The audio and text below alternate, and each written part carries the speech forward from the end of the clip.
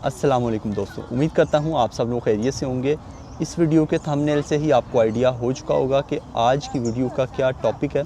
तो आज की इस वीडियो में मैं आपको सीएससी स्कॉलरशिप का जो पोर्टल है सीएससी वाला, उस पर मैं आपको अप्लाई करके दिखाने वाला हूँ कि किस तरीके से आपने अपना एप्लीकेशन फॉर्म फिल करना है।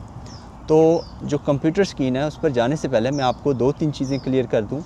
सबसे पहले ये है कि आप सीएससी स्कॉलरशिप में जब अप्लाई करते हैं तो अप्लाई करने के 2 से 3 तरीके हैं। एक होता है टाइप ए, एक होता है टाइप बी, एक होता है टाइप सी।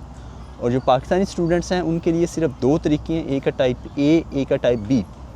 टाइप ए में ये होता है कि आप एचईसी के थ्रू अप्लाई करते हैं और जिसमें आपके पास हैट का स्कोर होना चाहिए। और ये जो टाइप ए है इसमें आप 2 पोर्टल्स पर अप्लाई करते हैं। एक होता है सीएससी वाला पोर्टल जिस पर मैं अभी आपको अप्लाई करके दिखाने वाला हूँ, और दूसरा होता है एचईसी वाला पोर्टल। और अगर बात करें टाइप बी की, और वो होता है डायरेक्ट यूनिवर्सिटी में। और टाइप बी में ये होता है, उसमें भी आप 2 पोर्टल्स पर अप्लाई करते हैं। एक होता है यूनिवर्सिटी वाला पोर्टल और दूसरा होता है सीएससी वाला पोर्टल, जिस पर अभी मैं आपको अप्लाई करके दिखाने वाला हूँ। तो ये वीडियो बहुत ही इंपॉर्टेंट है। इसमें सीएससी स्कॉलरशिप में अगर आप किसी भी यूनिवर्सिटी, जो कि 279 प्लस यूनिवर्सिटीज़ हैं, उनमें अगर आप सीएससी स्कॉलरशिप के थ्रू अप्लाई करते हैं तो आपको इस पोर्टल पर अप्लाई करना होता है, भले वो टाइप ए हो, बी हो या फिर सी हो। अगर आप इस चैनल पर नहीं हैं तो इस चैनल को लाजमी सब्सक्राइब कर लें, ताकि आपको आने वाले दिनों में जितनी भी अपडेट्स हैं वो आपको टाइमली मिलती रहें। और इसके अलावा जो व्हाट्सएप का चैनल है और जो फेसबुक का पेज है, उसको भी आप लोग लाजमी फॉलो कर लें। और इन तमाम के जो लिंक्स हैं वो आपको इसी वीडियो की डिस्क्रिप्शन में मिल जाएंगे। अभी बगैर कोई टाइम ज़ाया किए हुए let's go to computer screen. ये सीएससी स्कॉलरशिप की ऑफिशियल वेबसाइट है, जो कि है campuschina.org। जब आप इस वेबसाइट पर आएंगे तो यहाँ पर आप देखेंगे राइट साइड पे ऊपर लिखा हुआ है स्कॉलरशिप एप्लीकेशन फॉर स्टूडेंट्स। इस पर आपने क्लिक करना है। जब आप इस पर क्लिक करेंगे तो एक नई टैब ओपन होगी, जहाँ पर आपको साइन अप या अपना अकाउंट क्रिएट करना पड़ेगा और उसके बाद आपने लॉगिन या साइन इन करना है। तो यहाँ पर आप देखें, अगर आप फर्स्ट टाइम में आते हैं तो यहाँ पर आप राइट साइड पे ऊपर देखें क्रिएट एन अकाउंट लिखा हुआ है। इस पर जब मैं क्लिक करता हूँ तो कुछ ऐसे इन्फॉर्मेशन आपसे मांगेगा, जो कि सबसे पहले यूज़र नेम, उसके बाद ईमेल एड्रेस, पासवर्ड है, दोबारा से पासवर्ड, और उसके बाद जो वैलिडेशन कोड है वो आपने इंटर करना है, जो कि सामने लिखा हुआ है और आपका डिफरेंट होगा जो वैलिडेशन कोड है। उसके बाद आपने सबमिट पर क्लिक करना है। तो इस पर क्लिक करेंगे तो आपको एक ईमेल जाएगा, वहाँ से आपने इसको कंफर्म करना है। कंफर्म करने के बाद आपने दोबारा वापस यहाँ पर आना है। यहाँ पर आके आपने साइन इन करना है। साइन इन में आपने ईमेल एड्रेस लिखना है, उसके बाद आपने पासवर्ड लिखना है, उसके बाद वैलिडेशन कोड लिखना है जो कि सामने लिखा हुआ है।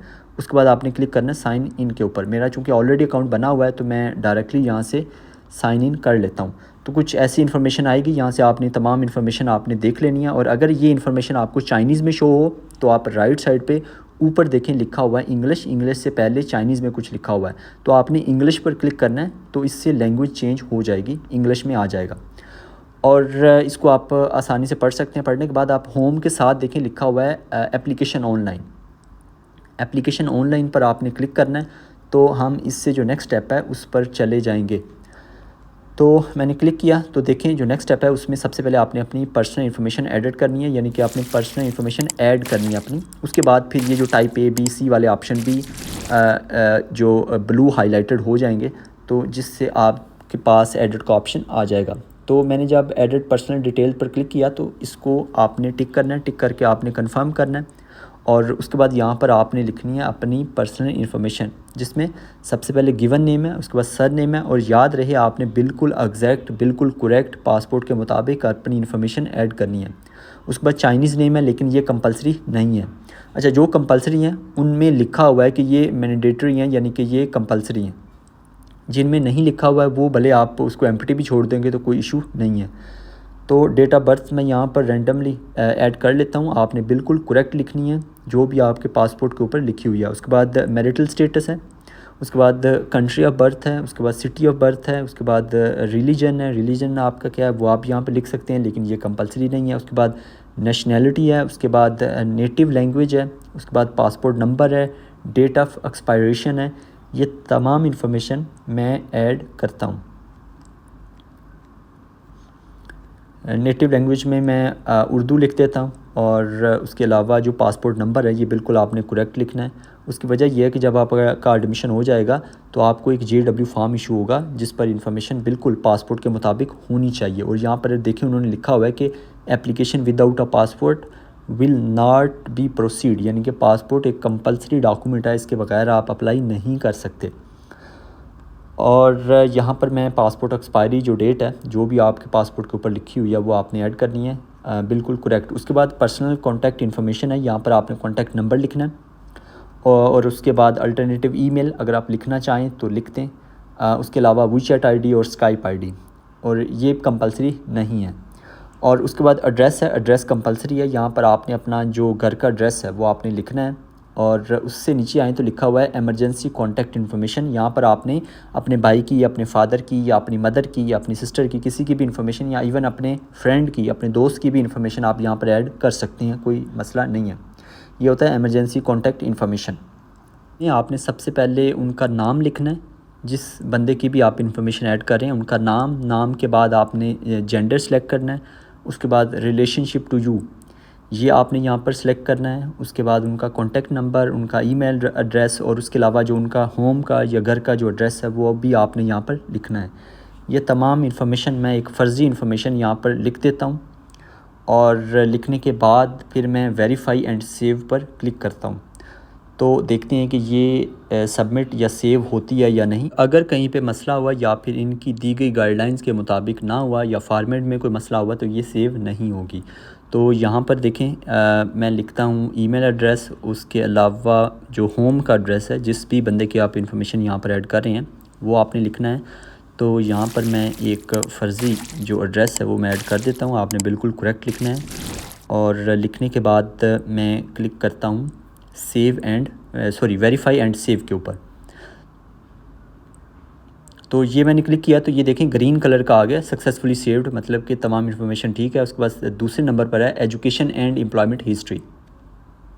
तो यहाँ पर मुझे ऐड करनी है एजुकेशन की इन्फॉर्मेशन और यहाँ पे आप देखें ऊपर लिखा हुआ है हाईएस्ट स्लैश करंट एजुकेशन, यानी कि सबसे पहले आपने अपनी जो हाईएस्ट एजुकेशन है वो आपने यहाँ पर लिखनी है। यानी कि अगर आप बैचलर के लिए अप्लाई कर रहे हैं तो आपने सेलेक्ट करना है सीनियर हाई स्कूल, अगर आप मास्टर्स के लिए अप्लाई कर रहे हैं तो आपने बैचलर की इन्फॉर्मेशन लिखनी है, अगर आप PhD के लिए अप्लाई कर रहे हैं तो आपने यहाँ पर मास्टर्स डिग्री सेलेक्ट करना है, यानी कि मास्टर्स की जो इन्फॉर्मेशन है वो आपने लिखनी है। तो मैं आपको अप्लाई करके दिखाने वाला हूँ मास्टर्स के लिए, तो यहाँ पर मैं लिखूँगा बैचलर की इन्फॉर्मेशन। तो बैचलर के लिए मैं यहाँ पर बैचलर्स डिग्री सिलेक्ट कर लेता हूँ और ये सिलेक्ट करने के बाद उसके बाद फील्ड ऑफ स्टडी है, जो भी आपकी फील्ड ऑफ स्टडी है वो आपने यहाँ पर लिखनी है। उसके अलावा नीचे है कंट्री कौन सा है, मैं यहाँ पर पाकिस्तान सेलेक्ट करता हूँ। उसके बाद इंस्टीट्यूट नेम, यानी कि कौन सी यूनिवर्सिटी से आपने डिग्री की है, मैं यहाँ पर कायद-ए-आज़म यूनिवर्सिटी का लिख देता हूँ। और याद रहे आपने इस तरह से एब्रीविएशन नहीं लिखने, आपने कंप्लीट नेम लिखना है उस यूनिवर्सिटी का। उसके बाद क्वालिफ़िकेशन है बैचलर ऑफ साइंस। उसके अलावा ईयर्स अटेंडेड, यानी कि कौन से ईयर से लेकर कौन से ईयर तक आपकी डिग्री थी। अगर किसी की डिग्री 2026 तक कंप्लीट हो रही है तो वो 2026 तक का लिखेगा या सिलेक्ट करेगा। और उसके अलावा नीचे है अदर एजुकेशन सर्टिफिकेट्स हैं जिसमें आप लिख सकते हैं, इंटरमीडिएट का भी लिख सकते हैं। और इवन अगर आपने ऊपर मास्टर्स, यानी कि अगर आप PhD के लिए अप्लाई कर रहे हैं और ऊपर आपने लिखा है मास्टर्स के लिए तो नीचे आप बैचलर और जो इंटरमीडिएट है वो भी आप लिख सकते हैं, इसमें कोई मसला नहीं है। तो यहाँ पर मैं इंटरमीडिएट की इन्फॉर्मेशन ऐड कर देता हूँ, आप ऐड कर लें फिर भी ठीक है, अगर ऐड ना करें तो फिर भी कोई मसला नहीं है। और यहाँ पर मैंने इंस्टीट्यूट का नेम, यहाँ पर आपके कॉलेज का नाम आ जाएगा, क्वालिफ़िकेशन है, उसके बाद ईयर अटेंडेड, यानी कि कौन से साल से लेकर कौन से साल तक आपकी ये डिग्री रही इंटरमीडिएट की। तो मैं यहाँ पर जो तारीख़ है वो मैं यहाँ पर सिलेक्ट कर लेता हूँ। उसके बाद दोबारा से अदर एजुकेशन सर्टिफिकेट्स हैं, इसको मैं एम्प्टी रहने देता हूँ। और उसके बाद है एम्प्लॉयमेंट हिस्ट्री, यानी कि अगर आपने कहीं पे जॉब की है तो उसके बारे में आपको यहाँ पर लिखना होगा। तो यहाँ पर सबसे पहले एम्प्लॉयर है, यानी कि जो कंपनी है उसका क्या नाम है। उसके बाद वर्क इंगेज्ड, यानी कि आपकी क्या जॉब रिस्पॉन्सिबिलिटीज़ थी। उसके बाद है टाइटल एंड पोजीशन है, यानी कि आपकी जॉब का टाइटल क्या था, आप मैनेजर थे, आप जो है सेल्स मैनेजर थे, या जो भी आपका जॉब का टाइटल था वो आपने यहाँ पर लिखना है। उसके अलावा है एम्प्लॉयमेंट ड्यूरेशन, यानी कि किस साल या किस टाइम से लेकर किस टाइम तक आपने ये जॉब की। ये तमाम इन्फॉर्मेशन ऐड करने के बाद आपने दोबारा से क्लिक करना है वेरीफाई एंड सेव के ऊपर। और देखते हैं ये भी सेव होती है या नहीं, कहीं कोई मसला तो नहीं है। उम्मीद है कि कोई भी मसला नहीं होगा, क्योंकि मैंने तमाम इन्फॉर्मेशन जो है बिल्कुल करेक्ट लिखी है और मैंने कोशिश की है कि तमाम चीज़ों को मैं गाइडलाइन के मुताबिक लिखूँ। बाद जब मैंने वेरीफाई एंड सेव पर क्लिक किया तो ये देखें ये वाला सेक्शन भी सेव हो चुका है, और उसके बाद लास्ट वाला जो सेक्शन है वो रह गया अदर कॉन्टैक्ट्स। तो पहले 2 सेक्शन हमने कंप्लीट कर लिए हैं। उसके बाद है अदर कॉन्टैक्ट्स, जिसमें कॉन्टैक्ट इन चाइना, आपका अगर कोई दोस्त वगैरह या कोई फैमिली मेम्बर चाइना में रहता है तो उसकी इन्फॉर्मेशन आप यहाँ पर लिख सकते हैं, name of contact person or organisation in China. उसके बाद उनका जो फ़ोन नंबर है वो आपने यहाँ पर लिखना है। उसके बाद जो ईमेल एड्रेस है और उसके अलावा जो एड्रेस है, ये तमाम इन्फॉर्मेशन आपने ऐड करनी है। और मैं यहाँ पर ये रैंडमली कोई कॉन्टैक्ट नंबर ऐड कर देता हूँ। ये सिर्फ आपको बताने के लिए, समझाने के लिए, आपने बिल्कुल जो करेक्ट इन्फॉर्मेशन है वो आपने ऐड करनी है। और उसके बाद ईमेल है, ईमेल में आपने बिल्कुल करेक्ट ईमेल एड्रेस लिखना है। उसके बाद होम एड्रेस है वो आपने यहाँ पर ऐड करना है। उसके बाद आ जाता है फैमिली मेम्बर्स। फैमिली मेम्बर्स में उसके बाद सबसे पहला जो है वो स्पाउस नेम, यानी कि अगर आपकी जो शादी है वो हुई है तो आप यहाँ पर जो वाइफ़ है वो अपने हस्बैंड का लिखेगी नाम, और जो हस्बैंड है वो अपनी वाइफ़ का नाम लिखेगा। अगर शादी नहीं हुई तो आप इसको एम्प्टी छोड़ सकते हैं। उससे नीचे है फादर नेम और मदर नेम, वो आप लिख सकते हैं, उनका जो नाम है वो, उसके अलावा जो उनकी एज है वो, उसके अलावा जो उनका ऑक्यूपेशन है, ये दोनों मैं लिख देता हूँ। लिखने के बाद मैं क्लिक करूँगा दोबारा से वेरीफाई एंड सेव के ऊपर, तो ये हमारा जो 3rd सेक्शन है ये भी सेव हो जाएगा। तो यहाँ पर आएगी मदर नेम और मदर्स एज, उसके अलावा मदर्स ऑक्यूपेशन। तो यहाँ पर ये भी मैं ऐड कर देता हूँ, मदर ऑक्यूपेशन में हाउसवाइफ। आज जब मैं वेरीफाई एंड सेव पर क्लिक करता हूँ तो ये हमारा 3rd सेक्शन भी सेव हो जाएगा। और उसके बाद राइट साइड पे ऊपर देखें लिखा हुआ है फिनिश, फिनिश के ऊपर आपने क्लिक करना है। जब मैं फिनिश पे क्लिक करता हूँ तो ये मैं दोबारा से उसी डैशबोर्ड पे जो जहाँ से हमने स्टार्ट किया था वहाँ पर आ चुका हूँ। यहाँ पर आप देखें type A application, type B application, type C application है।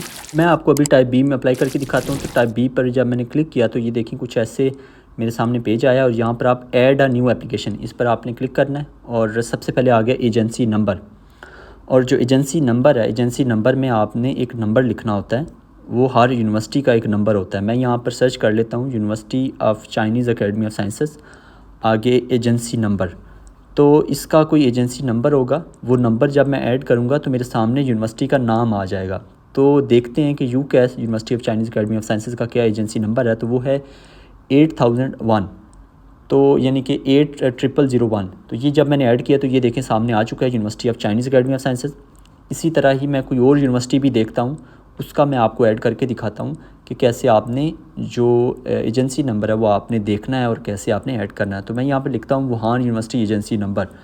तो देखते हैं, ये देखें यहाँ पर ये एक नंबर, हाँ, CUG, यानी कि जो China university of Jio sciences Wuhan की जो यूनिवर्सिटी है उसका एजेंसी नंबर है। इसी तरह वुहान यूनिवर्सिटी का भी यहाँ ही होगा, ये 10486, ये मैं ऐड करता हूँ।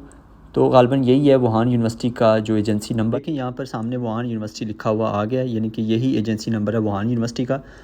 और इस तरीके से आपने ऐड करना है एजेंसी नंबर जिस भी यूनिवर्सिटी में आप अप्लाई करना चाहते हैं। तो एजेंसी नंबर ऐड करने के बाद उसके नीचे है चाइनीज़ प्रोफिशिएंसी, यानी कि आपकी जो चाइनीज़ लैंग्वेज है उसका लेवल कैसा है। अगर बिल्कुल नहीं आती तो आपने नॉन सेलेक्ट करना है। उसके बाद इंग्लिश प्रोफिशिएंसी आपने एक्सलेंट करना है। उसके बाद अप्लाई एज़, यानी कि कौन से प्रोग्राम में आप अप्लाई करना चाहते हैं वो आपने यहाँ पे सिलेक्ट करना है। उसके सामने है वेदर होल्डिंग HSK सर्टिफिकेट, अगर है तो येस, अदरवाइज़ नो। उसके नीचे है इंग्लिश प्रोफिशिएंसी, तो इसमें आपने येस करना है। अगर आपके पास IELTS, GRE या फिर GMAT या इस तरह के किसी और जो टेस्ट की ये जो लिस्ट सामने आ रही है इनमें से कोई टेस्ट है तो फिर आपने येस करना है, अदरवाइज़ नो करना आपने, जो कि ज़्यादातर का नो ही होगा जिनके पास IELTS नहीं है। उसके बाद प्रेफर्ड टीचिंग लैंग्वेज, यहाँ पर आपने अगर चाइनीज़ स्टार्ट है तो फिर डेफिनेटली आपके पास HSK का स्कोर होना चाहिए। अगर HSK नहीं है तो फिर आप जो है वो इंग्लिश स्टार्ट में अप्लाई करेंगे। और ये मेरे से गलती हो गई है, यहाँ पर इंग्लिश स्टार्ट आपने सेलेक्ट करना है। और उसके बाद है कि मेजर अप्लाइंग फॉर, यहाँ पर आपने मेजर सेलेक्ट कर लेना है। आपका इकोनॉमिक्स है या जो भी है, मैंने आप यहाँ पर सेलेक्ट कर लिया इकोनॉमिक्स, और आगे दोबारा से वो पूछ रहा था कि फ़र्दर कौन सा प्रोग्राम है, तो मैंने अप्लाइड इकोनॉमिक्स सेलेक्ट कर लिया। उसके बाद ड्यूरेशन ऑटोमेटिकली आ जाएगा, और यहाँ पर आगे ऑप्शन आ रहा है कि क्या आपने कभी चाइना में काम किया है या कभी स्टडी की है CSE स्कॉलरशिप के अंडर, तो येस नो आप सेलेक्ट कर सकते हैं। उसके बाद वेरीफाई एंड सेव, और उसके बाद है सपोर्टिंग डॉक्यूमेंट्स। यहाँ पर आपने तमाम डॉक्यूमेंट्स आपने अपलोड करने हैं। सबसे पहले आपकी आईडी फ़ोटो है, यानी कि आपने पिक्चर अपलोड करनी है अपनी, passport size picture white background के साथ। उसके अलावा जो सेकंड नंबर पे, थर्ड नंबर पे है, वो है आपके एजुकेशनल डॉक्यूमेंट्स जो हैं वो नोटराइज़ हों, आपकी हाईएस्ट डिग्री। तो चूँकि मैं यहाँ पर अगर मास्टर्स के लिए अप्लाई कर रहा हूँ तो मेरे बैचलर की डिग्री और ट्रांसक्रिप्ट नोटराइज़ होनी चाहिए, वो मैं यहाँ पर अपलोड करूँगा। और ये कंपलसरी डॉक्यूमेंट है। सामने देखें येस येस येस लिखा हुआ है, ये तमाम कंपलसरी हैं। जिनके सामने नो है वो कंपलसरी नहीं है। उसके बाद है स्टडी प्लान है, ये चाहिए। उसके बाद 2 रेफरेंस लेटर चाहिए। और यहाँ पर आप प्रोफेसर की इन्फॉर्मेशन भी ऐड कर सकते हैं और ख़ुद से भी आप अपलोड कर सकते हैं, और बेहतर है कि आप खुद से ही अपलोड करें, क्योंकि बाज़ औक़ात प्रोफेसर जो है वो अपलोड नहीं करते। उसके बाद पासपोर्ट है, पासपोर्ट आपने अपलोड करना है। उसके बाद फ़िज़िकल एग्जामिनेशन फॉर्म है, physical examination record for foreigners.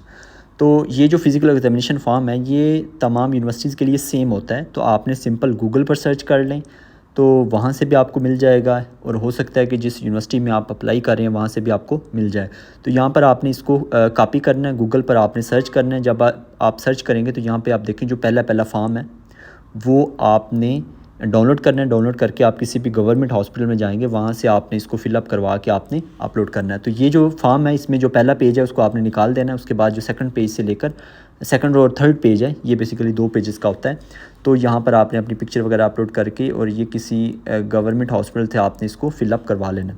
उसके बाद अगर वापस आएँ तो 9th नंबर पे है पेपर और आर्टिकल अगर पब्लिश हैं तो, और उसके सामने देखें लिखा हुआ है नो, जो कि यानी कि कंपलसरी नहीं है। उसके बाद है कि एग्जाम्पल ऑफ आर्ट, ये म्यूज़िक वाली जो फील्ड होती है ये उनके लिए है। उसके बाद अदर सपोर्टिंग डॉक्यूमेंट्स, उसके अलावा चाइनीज़ लैंग्वेज प्रोफिशिएंसी सर्टिफिकेट अगर है तो, अगर नहीं है तो नो। उसके बाद इंग्लिश प्रोफिशिएंसी सर्टिफिकेट ये आप अपलोड कर सकते हैं। उसके बाद प्री एडमिशन लेटर अगर आपके पास है तो वो आप अपलोड कर सकते हैं। उसके बाद पुलिस करैक्टर सर्टिफिकेट, ये भी कंपलसरी है, ये भी आपने अपलोड करना है। और यहाँ पर एक बहुत इंपॉर्टेंट सवाल कि हम जो एक्सेप्टेंस लेटर है वो कहाँ पर अपलोड करेंगे, तो वो आपने अदर सपोर्टिंग डॉक्यूमेंट्स में आपने अपलोड करना है। यानी कि जो प्री एडमिशन लेटर है और जो एक्सेप्टेंस लेटर है ये 2 डिफरेंट डॉक्यूमेंट्स होते हैं। तो आपने एक्सेप्टेंस लेटर अगर आपके पास है तो वो आपने अदर सपोर्टिंग डॉक्यूमेंट्स में अपलोड करना है। अगर आपके पास प्री एडमिशन लेटर है तो वो आपने 14th नंबर पे जो प्री एडमिशन लेटर है वहाँ पर आपने अपलोड करना है। और ये तमाम डॉक्यूमेंट्स चाहिए अगर आप अप्लाई करना चाहते हैं CSE स्कॉलरशिप के लिए, और CSE पोर्टल पर ये तमाम डॉक्यूमेंट्स आपने अपलोड करने हैं। और जो यूनिवर्सिटी की रिक्वायरमेंट है वो हो सकता है इससे 1-2 डॉक्यूमेंट ऊपर नीचे हों, तो वो आपने ख़ुद देख लेना है। बाकी CSE पोर्टल पर आपने इस तरीके से अप्लाई करना है, इस तरीके से आपने अपनी एप्लीकेशन सबमिट करनी है। जी, तो इस तरीके से आप अप्लाई कर सकते हैं। इस तरीके से आपने CSE का जो पोर्टल है उस पर आपने अपना एप्लीकेशन फॉर्म फिलअप करना है और आपने एप्लीकेशन सबमिट करनी है। एक और अहम सवाल वो ये कि बहुत सारे स्टूडेंट सवाल करते हैं कि हम पहले CSE के पोर्टल पर एप्लीकेशन सबमिट करेंगे या फिर हम यूनिवर्सिटी के पोर्टल पर पहले अप्लाई करेंगे।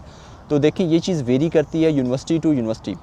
कुछ यूनिवर्सिटीज़ होती हैं वो ये कहती हैं कि पहले आपने CSE के पोर्टल पर अप्लाई करना है, उसके बाद आपने यूनिवर्सिटी के पोर्टल पर अपनी एप्लीकेशन सबमिट करनी है, जैसा कि UCAS के केस में होता है, यानी कि university of Chinese academy of sciences में। अगर आप CSE के थ्रू अप्लाई करना चाहते हैं तो उसमें आप पहले CSE के पोर्टल पर अप्लाई करते हैं, उसके बाद फिर आप यूनिवर्सिटी के पोर्टल पर अप्लाई करते हैं। और कुछ यूनिवर्सिटीज़ ये कहती हैं कि आपने पहले यूनिवर्सिटी के पोर्टल पर अप्लाई करना है, उसके बाद आपने CSE के पोर्टल पर अप्लाई करना है। और एक थर्ड कैटेगरी भी होती है, वो ये होती है कि कुछ यूनिवर्सिटीज़ हैं, चंद एक हैं वो ये कहती हैं कि आपने पहले यूनिवर्सिटी के पोर्टल पर अप्लाई करना है, वहाँ से प्री एडमिशन लेटर लेना है, फिर आपने अप्लाई करना है CSE के पोर्टल पर। यानी कि ये 3 मेनली कैटेगरीज़ हैं अगर आप CSE स्कॉलरशिप के लिए अप्लाई करना चाहते हैं, बैचलर के लिए, मास्टर्स के लिए या फिर PhD के लिए। और इसके लिए आपको जो एडमिशन की कॉल है जो कि यूनिवर्सिटी की ऑफिशियल वेबसाइट से आपको मिल जाएगी, वो आपको देखना होगी। जो भी उन्होंने स्टेप 1 स्टेप 2 बताया हुआ है तो उसमें क्लियरली लिखा होता है कि आपने पहले कौन से वाले पोर्टल पर अपनी एप्लीकेशन सबमिट करनी है। और ये थी आज की वीडियो। और अगेन अगर आप इस चैनल पर नए हैं तो इस चैनल को लाजमी सब्सक्राइब कर लें। आने वाले दिनों में बहुत ही अमेजिंग वीडियोस आने वाली हैं, लिहाजा मिलते हैं इंशाल्लाह नेक्स्ट वीडियो में। दुआ में लाजमी याद रखिएगा। अल्लाह निगहबान।